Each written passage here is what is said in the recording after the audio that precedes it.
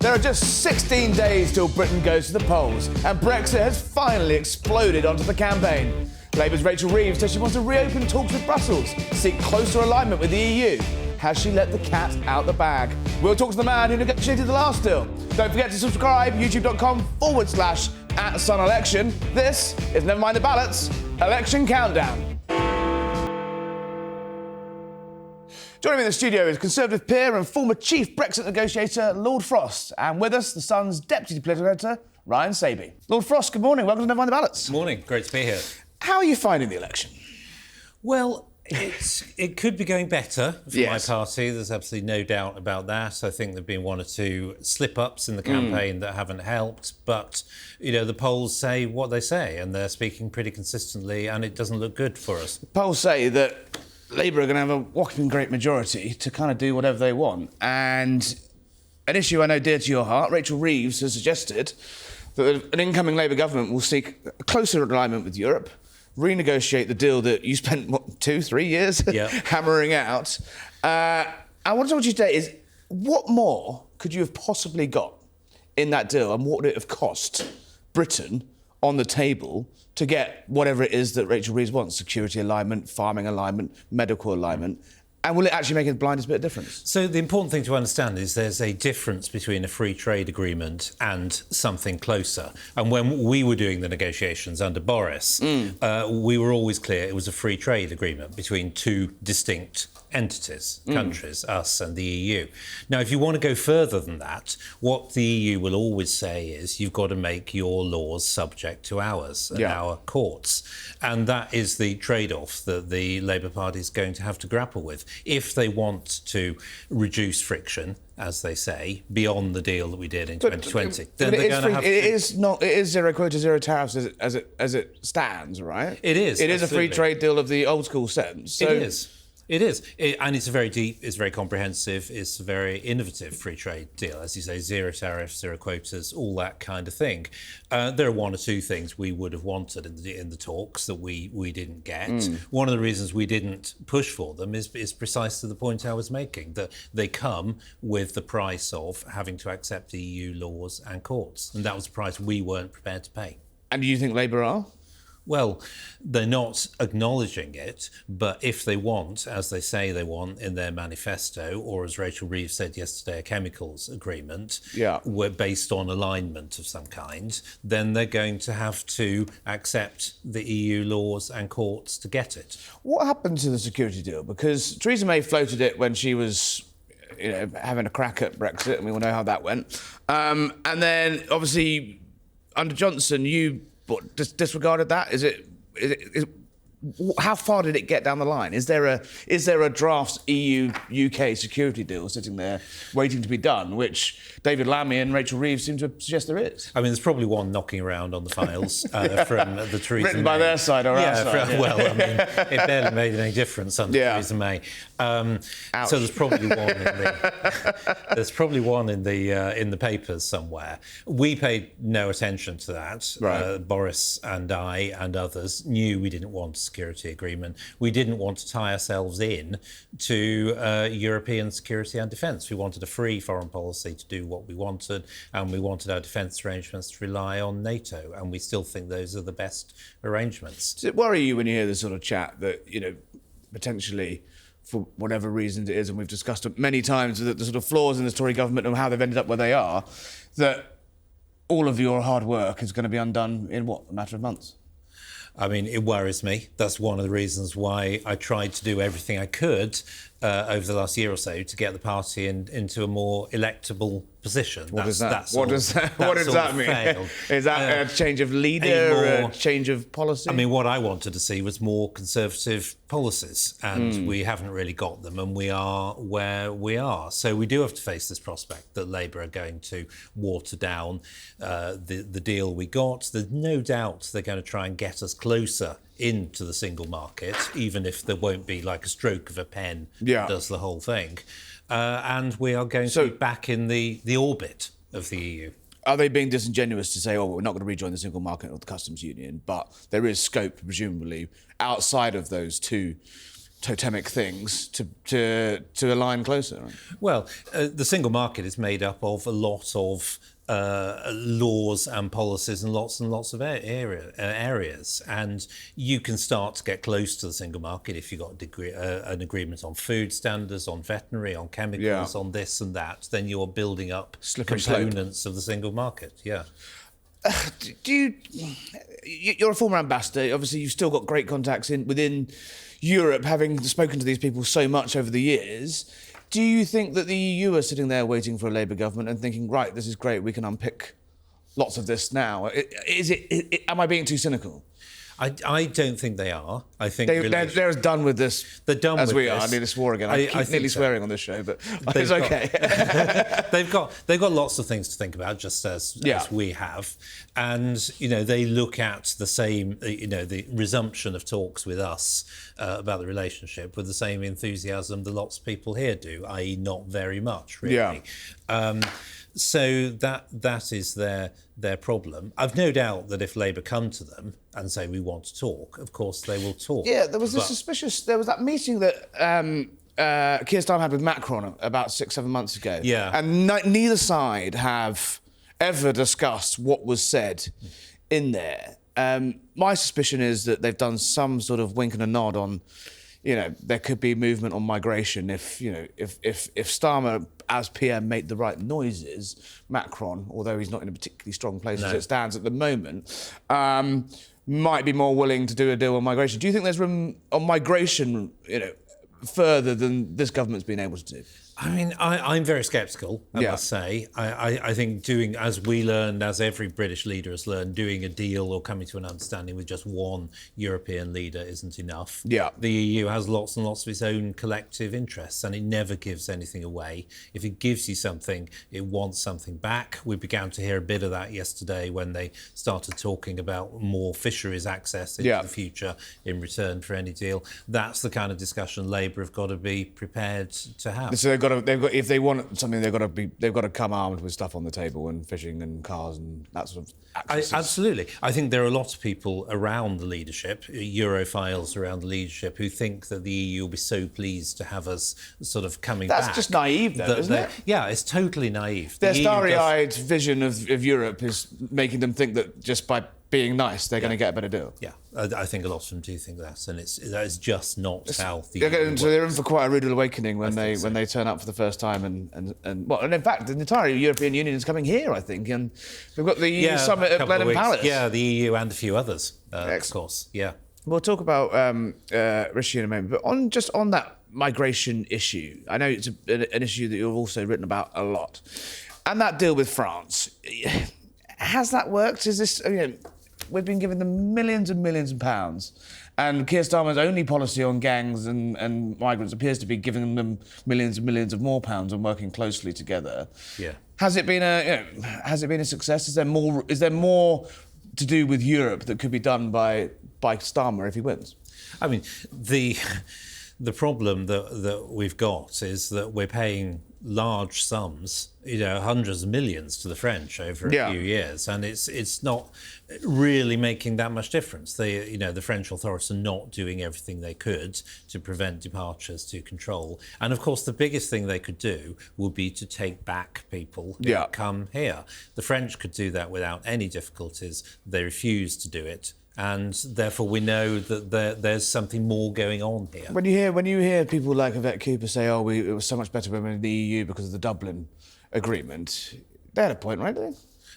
The Dublin Agreement hasn't been working well. It wasn't working. We were taking more. We were taking more. A few dozen going either way, and actually, against us rather than in favour of us.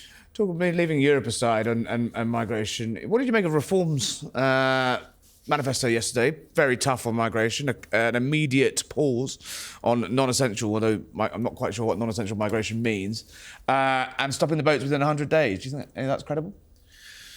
Well, I think we've got to the point where all political parties have got to offer something pretty serious on migration. And, the credibility of the Conservative Party is obviously pretty weak on this now. We do, in my view, need to get net migration down to something pretty close to zero. Net zero migration, as Nigel Farage calls it. Yeah. I mean, we've had huge levels of migration. We've got big cohesion problems. We've got big sort of housing market, public services problems. We need a pause. But isn't the problem is that that big net migration figure is artificially keeping our GDP numbers high, and if you take an axe to the net migration figures, you're going to trigger a massive recession. So you need to do other things at the same time. Like what? We need to start building houses. We need to start deregulating and liberalising the economy. We need to start getting tax and spend down. So on the supply side, the economy is starting to go. Why? We've got to get off this sugar rush of only migration can deliver growth. Why hasn't the Tories done this? And it's a question you're going to keep coming back to from me, from people on the doorstep, from the wider public, is you've had 14 years to sort the stuff out. You've had 5 years, with a Brexiteer, 2 Brexiteers, 3 Brexiteers in charge. What has gone wrong, and why now is it only people like yourself saying this, and, the Tories bleeding out on the right? Yeah, first reason is, a lot of Tories don't want to look nasty. Fine. And I think that is a big part of this. Second reason... But they're about to get a nasty shock from the public for that, right? They absolutely are. That's absolutely clear that this is the kind of top level issue. I think the other reason is it's just easier to carry on as you are. Cutting migration, doing other things to the economies, that requires difficult decisions. It annoys people. It changes politics. Easier in the short run just to carry on. But none of this is going to get changed under Labour, presumably, is your view. So, it's going to get worse, right? It's going to get worse. And then what happens? Then what happens? What happens is we see the tensions building up in politics that we have seen for some years now. Unhappiness with what the mainstream parties are offering, move to the fringes, and I don't regard Reform as a fringe party in this context. Well, 19% is a pretty big fringe, absolutely. Right? Absolutely. If mainstream political parties don't offer what people want, then people will go elsewhere. And we're seeing that in Germany, we're seeing that in France, we're seeing that in Holland. Are you worried about the rise of the far right in this country? I'm not worried yet, because I think our political system, in the end, tends to respond to what people want. And we're going through a phase where it's been slow to react, but I think it will in the end. We're talking as if the inevitable result has already happened. The sort of post-mortem on the Tory side has almost begun in public. There's no denying that. Where did Rishi go wrong? And was there any point, do you think, that he could have pulled this back? And when was it? I think the area where a lot of people seem to have lost confidence, the moment where they lost confidence, was the autumn reshuffle when Suella was kicked out and David Cameron was brought back, and that symbolised, sort of says it all, right? Symbolised a tilt back to the old world, not just to the left, but a world in which we try to pretend that Brexit had never happened, back to the Cameron era, back to the way things were, and people don't want that. They want change. How helpful was it, do you think, having David Cameron out this week? Almost seems to be refighting the 2015 election, sort of laying into Nigel Farage, when it feels to me like Rishi Sunak's doing everything he can to fight Labour and talk about how much he respects Nigel Farage.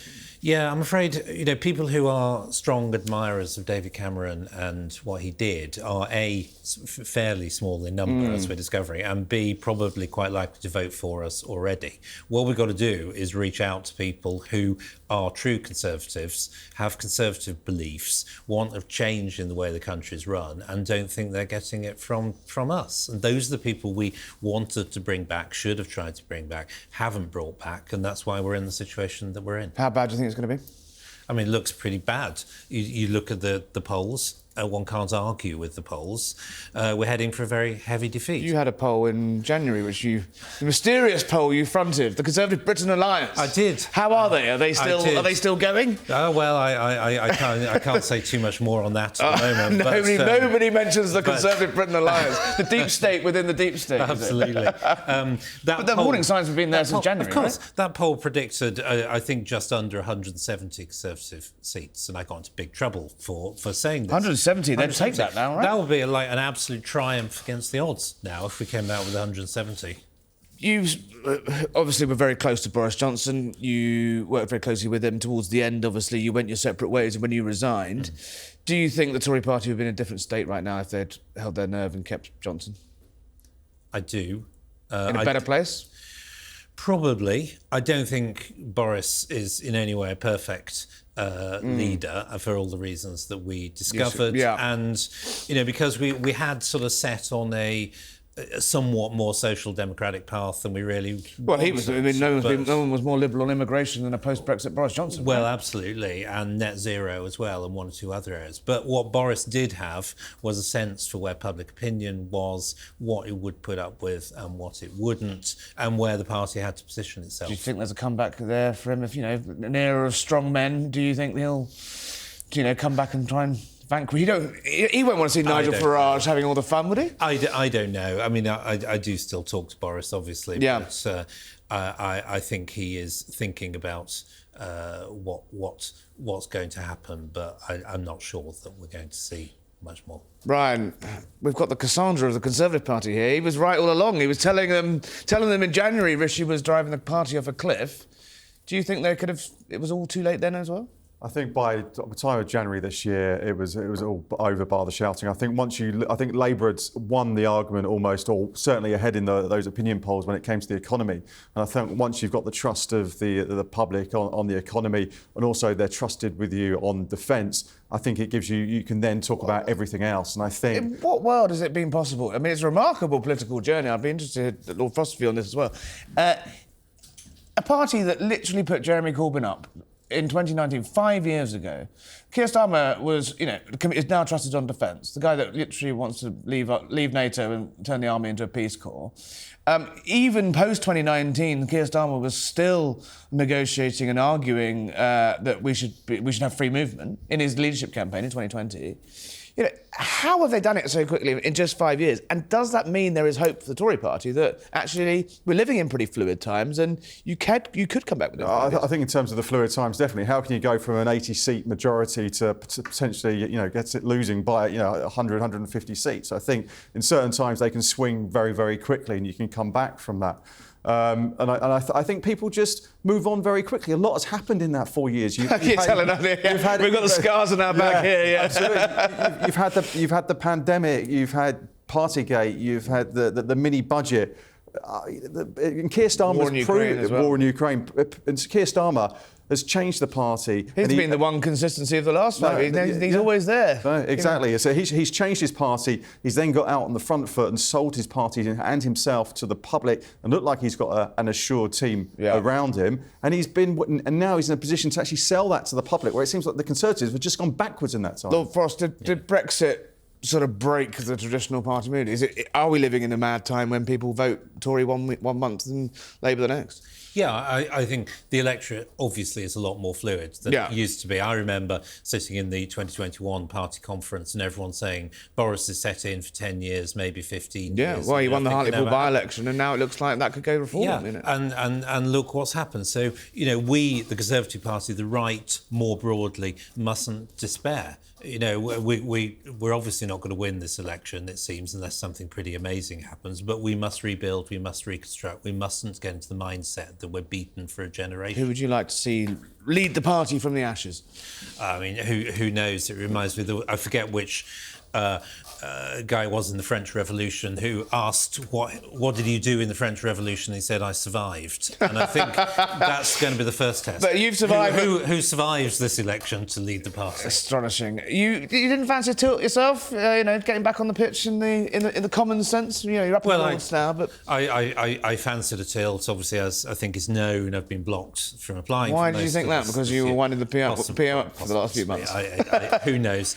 And then when the PM lifted that block, it was just too late. It was the last. But what happened? Did he call you up and say, "By the way, feel free," or how did it work? Did you sort of? So I think he was confronted on another news channel and said, "Other news channels are available." No, he didn't. No, he's not blocked. But it was too late. Policy on the hoof, or was that a deliberate sort of?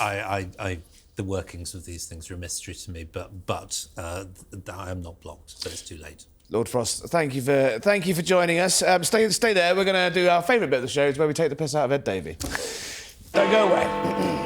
And welcome back. It's that moment of the day, and I have to say, this is the first truce I have seen so far between Keir Starmer and Rishi Sunak. They don't particularly like each other, I'm told. They don't particularly get on, but they have come together, with a Beatles pun there, to unite the nation in a rendition of Hey Jude. Some front page is the first time I think the two of them appeared together this election, agreeing with each other with Play Jude. The football slightly taking over the politics there, but the perfect merging of politics and Euros in the way that the sun can only do. Ryan, you've been out on the road. Yes. Where have you been? I've been to Southampton. Wow. The constituency of Southampton Itchen. Are they itching for change down there? It feels like they are. It's 46th on the Labour target list, and they're right. It's right for the taking. A little birdie says you went for a pint with Rachel Reeves. That's right. Rachel Reeves was launching her 5-point plan to save our ailing pubs. Oh my God! Look at you there, pouring a pint. Was that the first pint you ever poured? Do you reckon? It was, and mine actually. It's actually really difficult to do. Look at that. And there is a bit of technique to it. You have to start slow and then go really fast. Did you had a sip? I'm told. I'm ashamed to hear that you didn't finish your pint. Someone took the pint away from me, literally, when I was doing the interview. Did you discuss Brexit? Did you? Yeah, she was very, very adamant that talk of a reset when it comes to EU negotiations does not mean rejoining the single market or the customs union. Well, as we've discussed, there's room there. There's wriggle room. Yeah, do you think she's let the cat out of the bag, or is this a deliberate strategy to try and sort of win over? They're bleeding out a little bit to the Lib Dems, the Greens. Are they trying to put? I think she was very sure that her constituents voted Leave, and she's going to respect that. She also brought up the example of New Zealand, who have a farming and fishing deal with the EU, but don't abide by European Court of Justice rules. So I think she just says we're not joining those institutions. Lord Frost, is that credible? The New Zealand example is. I think the only area where the EU have done such a deal is extremely narrow, covers just one or two products. New Zealand's a long way away. And very small. Yeah. Now, our favourite part of the show, you know where we're going. What's Ed Davey been up to? Oh, sandcastles, look at that. Building castles of sand. I mean, I don't know what the point he was making was, but there he is, having fun. I think we can see him in a wheelbarrow as well at some point, but... living his best life. As Lord Frost, as a seasoned campaigner, is this clever? Is this clever? Well, I mean, it seems to have attracted attention to him, but I don't know whether. I mean, this country's got a lot of big problems. Most people know that. Most people want their politicians to be telling them what they're going to do about them. And I mean, I don't want to be too earnest and old-fashioned, but I would kind of like to hear a bit. Nothing says earnest and old-fashioned, like, never mind the ballots. Yeah. Thank you for joining us this morning. Lord Frost, Ryan Saby. Lord Frost, come again. Pleasure. That's all we've got time for, as ever. Never mind the ballots. Election countdown. Subscribe to us on youtube.com/sunelection. And don't forget, join us Monday, June 24th. It'll be just 10 days from the election then, when Rishi Sunak and Keir Starmer will meet you, Sun readers. And I'll put your questions to him. It'll be live on the Sun website, across all of our socials, streamed on YouTube. In fact, I don't think you'll be able to avoid it. See you then.